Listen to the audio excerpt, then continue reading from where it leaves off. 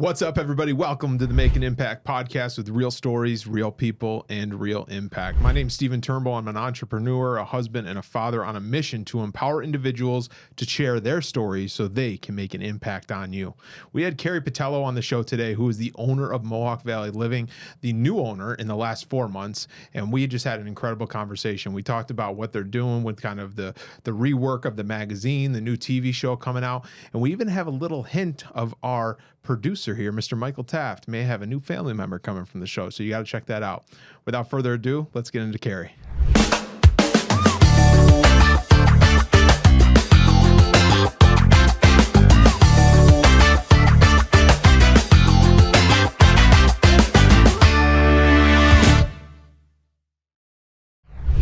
All right, we're back. We're here with Carrie Putelo, the owner of Mohawk Valley Living. How are you today? Good. Thanks for having me. I was saying before we started recording, I'm super excited for this because this is only our second time meeting. We had a quick cup of coffee. Yeah. And Carrie from the Chamber and Joanne Fernino and everybody introduced us, and it was a great conversation. So I'm looking forward to continuing that conversation. Likewise. Thanks. So owner of Mohawk Valley Living, we're going to get into all that. Yep. But I want to talk about your backstory is so cool. So just take us wherever you want to start, and we'll work our way through that. Sure. So I'm actually not from the area, as I mentioned. I moved here 8 years ago. I lived right outside New York City for most of my life. Went to school in New Jersey at Rutgers University. Ended up making my way back up to the city and started working for Time Inc., but I interned for Comedy Central, which was a lot of fun in marketing, and then ended up at Time Inc. at InStyle Magazine when I was 22 years old, literally a week out of college, started working at Time Inc. But both of my parents are from Utica, so I've been coming up here my whole life. Sure. My parents were born and raised in Utica. My mom then moved to Frankfurt, so I kind of had a nice little, summers at the farm type of lifestyle coming up here, which was amazing, and all of my relatives are still up here. So it's really been a home away from home for me for many, many years. Sure.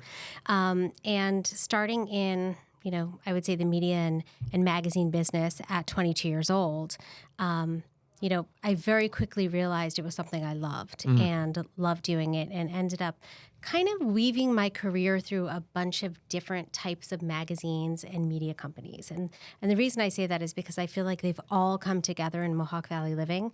I worked at Country Home Magazine, Country Gardens, Bon Appetit, Marie Claire, so a little fashion and style, that type of thing, but spent most of my career in celebrity entertainment, which was a lot of fun. Yeah.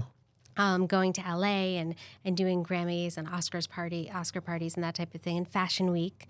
And Grammys, I always say, were the most fun because we had basically performers like Flo Rida, Jason Derulo, Lady Gaga, like a lot of fun Super stuff cool. like that. Yeah. Yeah, it was a lot of fun. Yeah. And then, I was doing that. I ended up taking over Tiger Beat as the president of Tiger Beat, trying to really bring it into a digital age. A lot of people will know from like the 70s and 80s, like Tiger Beat, Teen Beat. It was like a big thing. But we were trying to really make it relevant to a younger audience.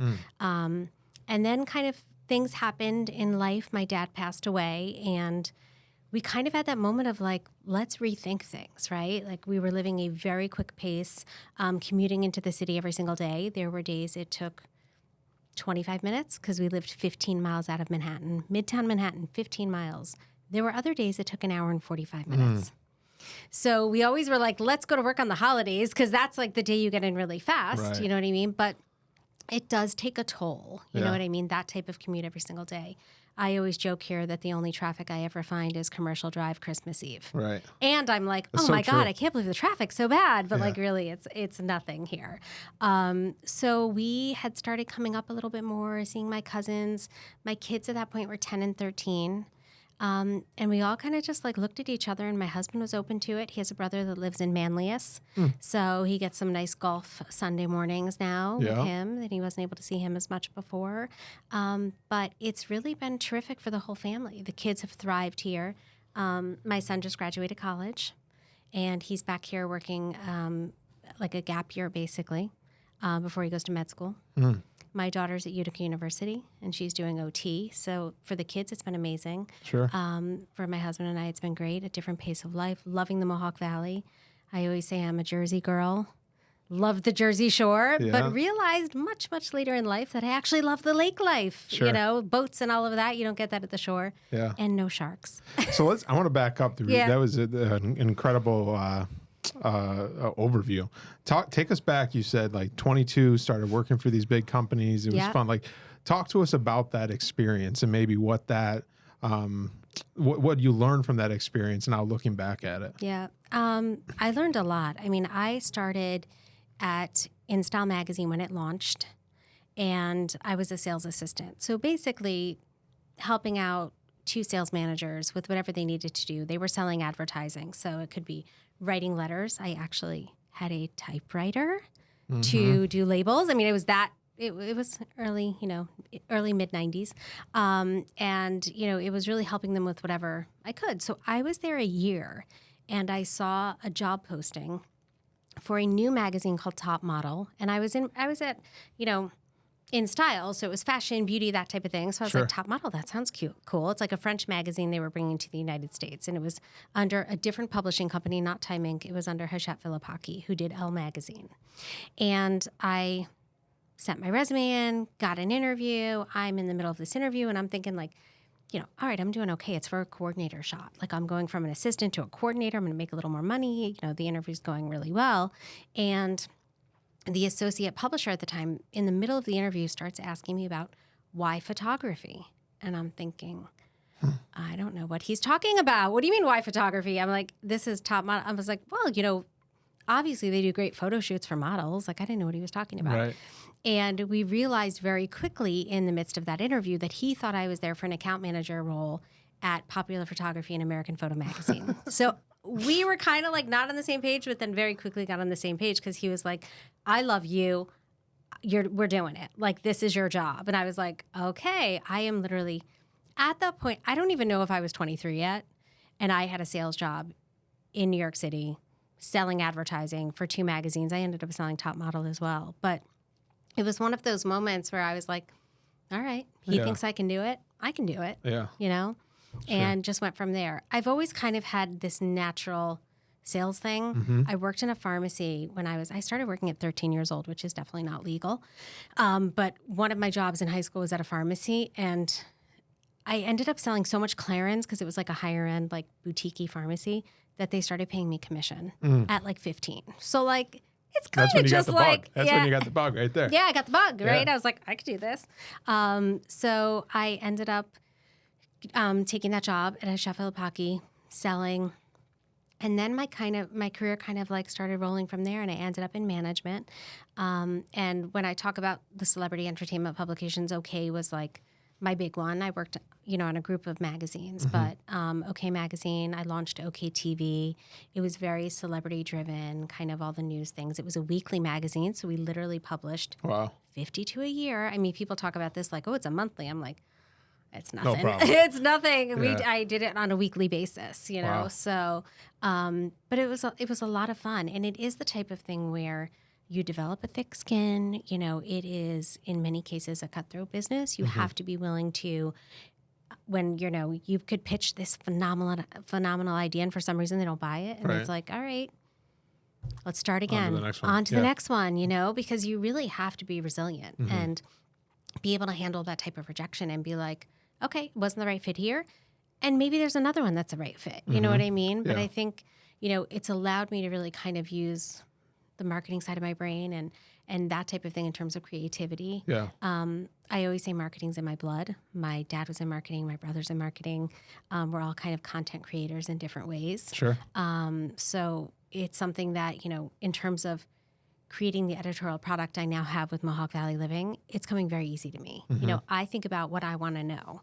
And a lot of people also are like, well, everything's digital now. And, digital's great. I mean, I love my TikTok and I love my Instagram and all of that. But, there are certain things, and I think I said this to you when we met for coffee, that last year I would have gone to the rodeo at the Odd. Right. But I didn't know about the rodeo until somebody was dressed to go out. Yeah. So like, if the algorithm clearly did not think I wanted to go to the rodeo, you know what I mean? Yeah. But like, I would have gone. Right. Now, guess what's in this magazine? This issue, July, tells you the rodeo's coming. You know what I mean? So anyone picking this up can say, all right, wait, this is what's happening in our community. Yeah. All of the different events, all of the entertainment, all the, music shows and stuff like that, whether it's at Unity Hall or it's at Turning Stone or wherever it is, we're going to show you what's happening in the Mohawk Valley, and kind of really put it out there for everyone so they can enjoy what we have here. Sure.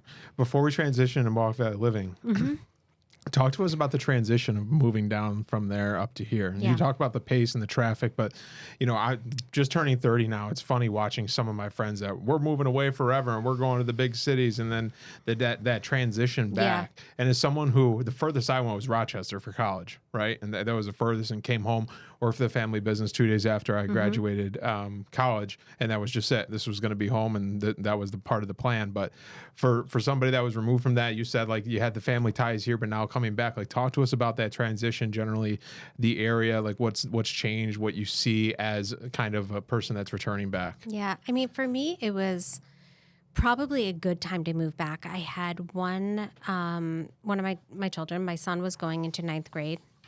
My daughter was going into 6th grade. So I did miss that, like, how you meet all your mom friends when they're really young. And I left that, like, we left a very strong friend community. Yeah. And that was very difficult. And we still have people, we were kind of the center of everything in terms of, like, and we were everyone's entertainment. The party was always at our house when the kids were growing up. So that was kind of the biggest transition in terms of, leaving that and missing that. And my husband actually commuted for the first 6 months. So I moved up, and he was still working in the city and coming up on the weekends. Wow. He worked for Barnes & Noble Corporate. So that was also a bit of a transition, but it was one of those things that I knew it was for the right reasons. I knew it was going to be great for my kids. They went to Notre Dame. They got involved in community service and loved, their high school experience. So like all of that, it was all kind of like, we were thrust right into it, right? We moved up in July. They were starting stuff for school in August. So we really didn't have a moment to kind of say, wait a second, what are we figuring out how to do stuff? We just got involved immediately. Sure. In the school community, that first winter, my kids were a little bit older, but we still did the Adirondack train, Santa and all that stuff. Like we kind of just tried to experience different things here. Yeah. And I will tell you, I wish at that point I'd had a resource like this, because there was stuff still I'm finding out that I didn't know was an option to do. You know what I mean?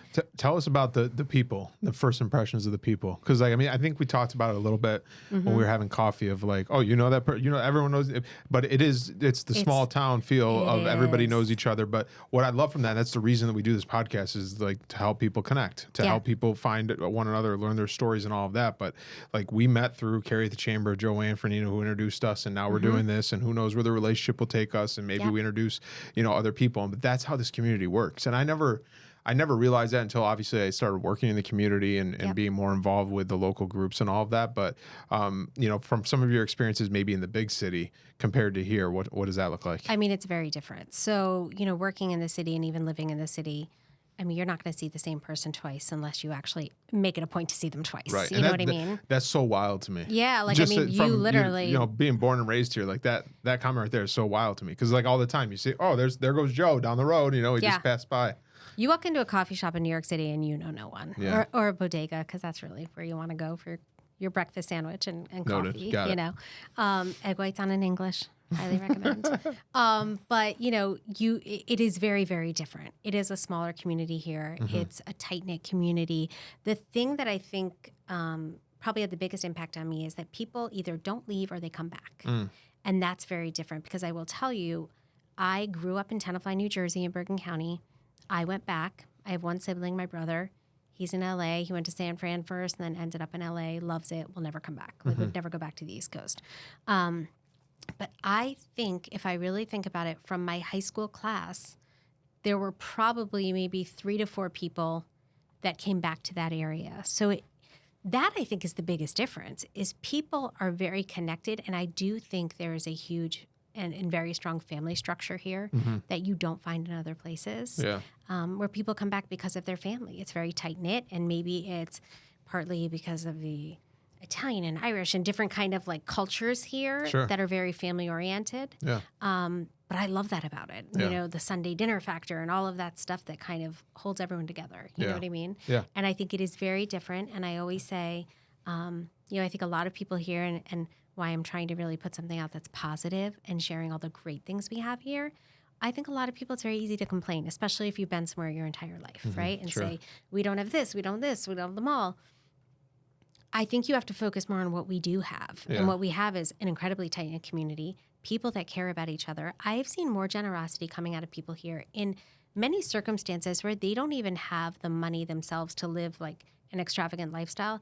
They're giving more in many cases than people who have more to give. You know what I mean? Because there is that, giving nature in this community, whether you see it through MV Gives coming up in September, whether you see it, the last page of my magazine is giving back, there's so many organizations here, and there's so many opportunities for kids to get involved, for adults to get involved. And our community is underserved medically, but there are opportunities even for that for people to help, and I think we all come together, and at the end of the day, it's like, drop anything you think isn't great about this area. There's so much good. I think there's so much good going on that it's hard to even think of those things that maybe aren't good that will be in every community that you're ever in. But if you look back at, I started when I started working was 2016, and from that point, oh my gosh, Mike, that's almost 10 years. Even from that point on, like the amount of change that's happened in the area with like the Nexus Center, the hospital, all of these things that have happened in that short period of time, all for the greater good of the community.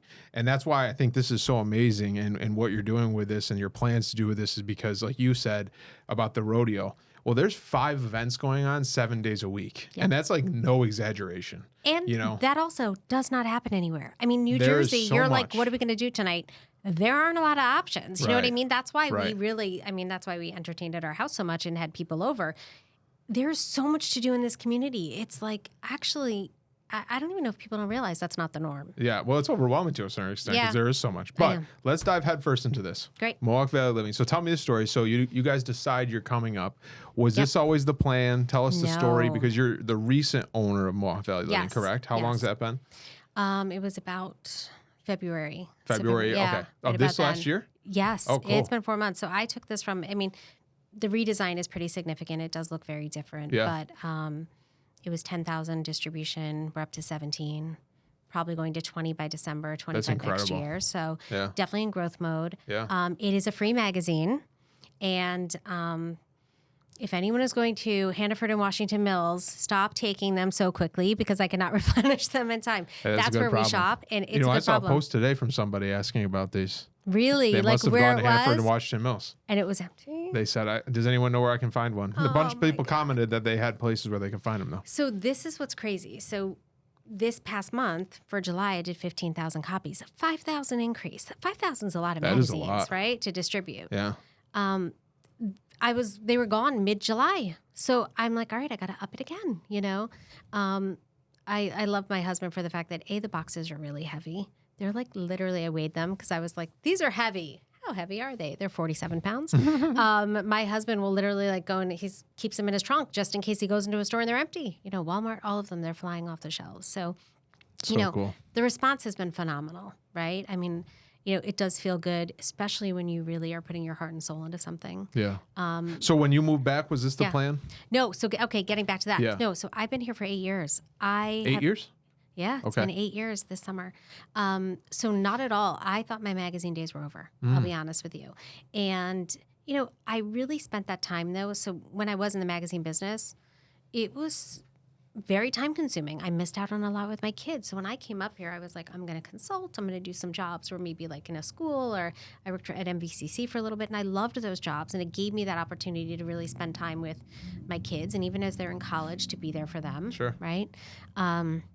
I'm now in that like kind of empty nest thing where everyone's either in college or out of college. And, when the opportunity kind of came about for me to kind of take this on, I started to feel this energy that I hadn't felt in probably more than 8 years, because it was probably the last time I was like loving what I did, So cool. And listen, I won't say there haven't been things I haven't loved. While I've been here professionally, I've had some great opportunities, but there's something about this that kind of, it's like brings me home. I love kind of putting something out, my creative juices get flowing. I'm able to really talk about and the things that I want people to know about, right? So how did this come to be? So did they post it for sale and you just kind of saw it? No, I or actually was it heard through some other through the people. grapevine Yeah, type it was like deal? a grapevine type Yeah. thing that Cool. they were looking to move on in a way. So it was something that I just kind of talked to some people about and Yeah. was able to put something together pretty quickly. So I just want to dive into quickly, like when you have this opportunity in front of you, right? And you're brainstorming the opportunity and now it's in your new home and all of your past that we just went over. Yep. Like in your mind, like what's the game plan at that point? Like what does that look like of like, I don't want to say the business plan because frankly, I hate business plans because nothing goes according to plan. But like what's the game plan when it comes to, all right, if I'm going to do this, this is step 1, step 2, step 3. Because like if you look through this, folks, and you should, it looks amazing. And the refreshes, like the ads are clean, like the we looked at it through in detail when we sat down for coffee, but it's amazing what you've done in 4 months. I thought this has been a couple of years before you just said that. So just talk us through that of like the mindset behind all that. Well, I will say, if you go back and look at some of like the first issues I was working on, they weren't to this degree because there was a little bit of fear, right? So I was working at MVCC at that point, working with high school students earning college credit and kind of helping them transition and helping with college applications and college essays and kind of helping guide kids to really maximize not only where they could go to school, but scholarships and everything else. And I was successful doing that. So when this came about, I was like, all right, I've got to kind of do both. Like walking the line of, I'm going to try and do this and see what I can do and keep it at 48 pages and just refresh some of the content and still do my day job. That didn't last very long because I'm not the type of person to kind of just do something a little bit. Sure. And B, I really just had to like jump in. You got to be all in. You got to be all in. Yeah. So I would say the May issue, which if you saw it, like had all of the women who inspire us on the cover, was probably the first time people really took notice. I mean, I started with the April issue really in terms of a little bit of a refresh. Yep. But that May issue kind of was really kind of like this is what's happening, right? We're out. We're going to be changing it. And then each issue since then, which literally has only been 2, my August issue comes out next week, and I'm super excited for it. But they've really kind of, been my way of saying like, listen, this is what's going on in this community. And these are all the amazing things, not only you can do, but that you want to hear about. So I have a section called Be Social that is pictures of people out and about. I'm doing a Boilermaker page in August, right, to show all the people kind of crossing the finish line. And obviously it was a rough day for a lot of people, but, kind of the triumph at the end. Yeah. You know what I mean? Yeah, sure. But really a nod to this community that, you want to be seen, I'm gonna showcase you, and I'm gonna showcase all the great things. And one of the things you kind of mentioned it in terms of the hospital and the Odd and Nexus and all of these great stuff going on. I mean, where else do you find, you can have lunch at Voss and have one of the best pork barbecue sandwiches you've ever had, right? I always say, I actually put it in the magazine, get extra sauce on the side. But, and then go to Taylor and the Cook for dinner, right? Like you have like incredible food opportunities. I mean, there's tremendous food here, right? Yeah. Music, entertainment. I mean, we had friends that came up from New Jersey because their son was playing box lacrosse at Nexus, and we were able to go watch him, But there's so much stuff on a constant basis happening that for me, it's a place to feature that. Yeah. Now, are you doing all of the editing and I do have some contributors. Cool. I touch every single page. Cool. So even if I have someone submit something, I'm going through and I'm looking at it and helping to source pictures and stuff like that. I do have a partnership with Oneida County Tourism, so they help provide stuff in terms of a calendar, and that'll probably expand eventually to include all the other counties. You know what I mean? Because I want to make sure we're really focusing. I do it in other sections, but really, my goal is to have really a Mohawk Valley calendar where you will know from Fulton, Montgomery to Schoharie, Otsego, Herkimer, Oneida, you're going to know what's going on in all of those places. That's so needed. That is really if pull you it can, all together. And I love the fact that partnering with Oneida County Tourism to do that, like because they have their thumb on the pulse of that. But to your point, like having that one-stop shop to pull that out and be like, okay, this is what's going on this month. We can do this with the kids. We can do all that. I think that's great. What is the I just lost my train of thought here. It's going to come back in probably 18 seconds, so bear with me because it was a good one. We're going to count down. The what were we talking about? The The calendar. The calendar threw me off because I was going to bring up something and else. all of the different counties and kind of pulling it all together. Yes. We talked about that. Yes. Oh, I got it now. See, that was about 18 seconds. Mike's over here laughing because it was pretty damn close. If I'm going to go out, I know how long it's going to take.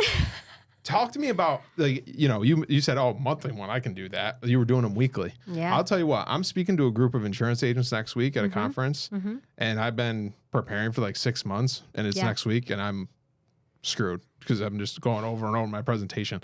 Putting something together like this with all of these sections, all of these different notes, everything, and you touch every page at this point. Like, when does September start? When does October start? Like, talk to us about that. And from your standpoint too, I think a lot of this podcast we've talked about is all the amazing things that's going on in the area.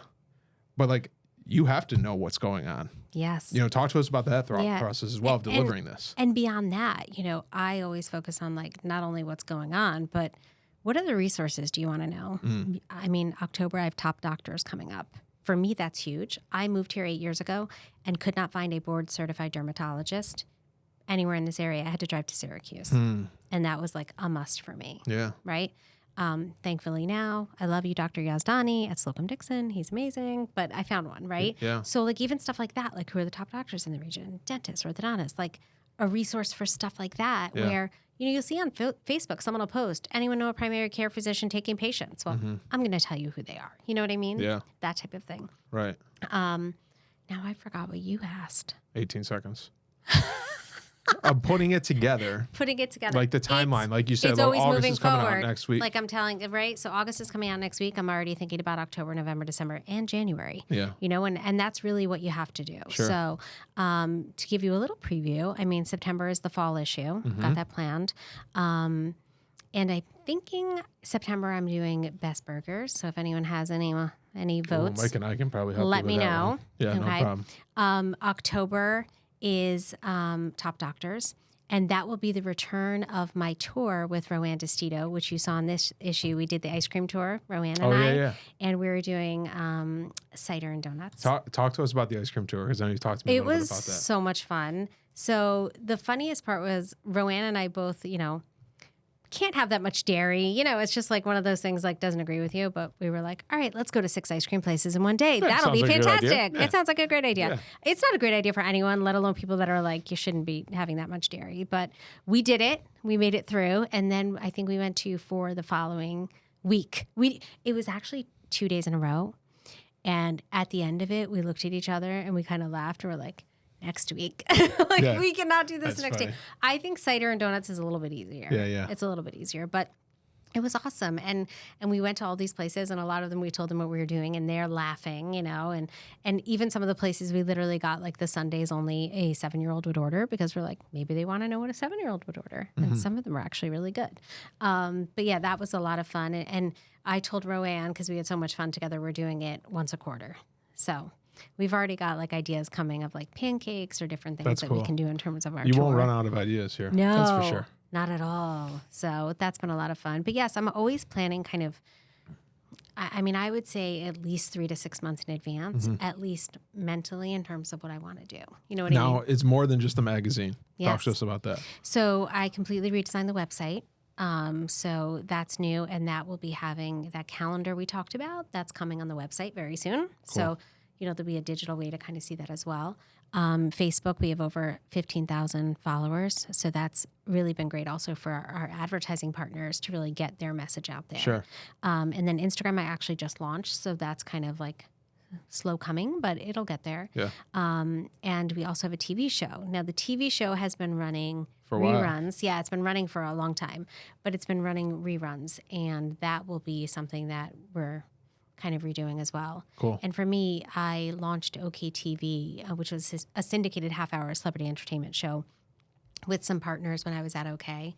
And, it's something for me that I think is going to be really fun to get out there in the community and showcase, what's going on and what everyone's doing and be out experiencing stuff. Like you actually asked me about Spring Creek Lavender, right? Yeah. Or someone did, I think. And I went Don't there. Don't bring up the goats. He doesn't want his wife to know about it, and she watches all this. The goats are literally, the baby goats. I can't. Right over boss Mike. Yes. No. Go see the baby goats. And they are for sale after they are weaned. Molly, but did you hear like that? Goats are for sale. But something like that, it's like, having a camera and having people see actually what it's like, you know, to experience it when you're there. Sure. You know, I think is something that could be fun on the show. Yeah. So it'll be a half-hour show. It'll be kind of just like, you know, maybe an interview, that type of thing. You're going to have to come back on. Sounds good to You'll me. come on my show when we do that. All And maybe right. it'll be right here. Maybe Love it. we'll tape it here. But, I love it. you know, getting out and experiencing and showing people what's available. Yeah. You know, whether it's a dino night at the zoo or Spring Creek Lavender, there's so many amazing things you can do. Yeah. I'm so excited to watch you. I didn't know this was only 4 months. I'm even more jazzed up. I love it. Yeah. Like, your background is so impressive. And Thank you. The things that we talked about when we had coffee and just kind of got into detail of that and the why behind your background and why you switched careers at the time, all those things. Yeah. And now, like you said, I helped OK TV. And now, like, with this smaller market, like, you're going to make it happen. You have the tools and resources and the knowledge, most importantly, to make that happen. And I'm just so excited for that. Last couple minutes here, just what do you want us to know about the whole project? What do you want us to know about Mohawk Valley Living in general? Where can people follow along? What's the best way if they're interested in sponsoring, being spotlighted, whatever it is? Yeah, well, you can definitely reach out to me. The magazine is at a number of locations all across the Mohawk Valley. We're at most supermarkets, Walmart, North Utica, Herkimer, like, you know, different Walmarts, and in salons and coffee shops, like you said, Utica Coffee and things like that, all over the Mohawk Valley. Calabria always has them right on the stand when you go to pick up your coffee, so you'll see them there. And I want people to know, I mean, if you have an idea, if you're looking to promote something, if there's something you want me to know about, let me know. I mean, I have people reach out all the time with things that, you know, are important to them, right? And I want to hear about it. I want to be able to really communicate that back to the audience. Yeah. Everyone can reach me. Go to the website. There's a bunch of different ways to get in contact, whether you want to advertise, subscribe. We do have people that actually, while it's a free magazine, want to pay to have it sent to them. Cool. So they want to make sure that they was get it my every next single question. month. So you can have it paid to be sent to you, but then there's pickup locations, Pickup right? locations, so and those it's are like free. the two main ways to Yes. get it. Is they're at, I don't want to say Hannaford, Hannaford's and Washington I Mills. mean, yeah, Hannaford, Market 32. I know. Don't go to Hannaford and Just go Washington Mills somewhere right else, now. okay? 'Cause those wasn't accounted for. August 1st, you can go back to Hannaford. Yeah. But yeah, I mean, Price Chopper, Market 32, you know, nail salons, kind of Cool. trying to get everywhere, a lot of the restaurants. So also, if you see an advertiser in the magazine, that is typically a pickup location too. Oh, cool. So we do have some, like I was actually out at Swan Pools in Ilion the other day, and they said, I was there, I think, again, like mid-month, and they were all gone because a lot of people even that are customers but not even necessarily coming in to pick up chlorine or whatever else are coming in to get the magazine and then leaving. They're like, I'll see you next week for my chlorine, Right. you know? So a Right. lot of people really kind of are hunting it down. Yeah. So, That's awesome. but again, yeah, I mean, anything you want to share with me, you're looking to promote something. I got a story. I got a messaging. story idea. Let's We hear should it. do a story idea when Mike and his wife go to pick up their baby goat. Actually, I think that should be the first episode of Like I know you probably have the cover planned out for next Yeah. month, but I could see right now Mike holding up his baby goat and like I they're excited love to take him home. that. That's gonna be a good one. MVL TV. it. First episode is the picking up of the baby goat. This is gonna be great. You're This is gonna be love great. it. I mean, and I the, mean, think it over. the I noise know I they just put it make, on you. it's like adorable, Yeah. especially I'm sure at 5 a.m. when Yeah. they're hungry. Think it over. I just Or you thought could it'd be just, a good idea. you don't have to have it outside. You could just have it inside the house. Yeah, there you go. A little hoppity hop. Carrie, thank you so much for spending time with us today. Thank you. Thanks for I'm having so me. thankful our paths have crossed. I'm excited to see where this relationship goes. And Likewise.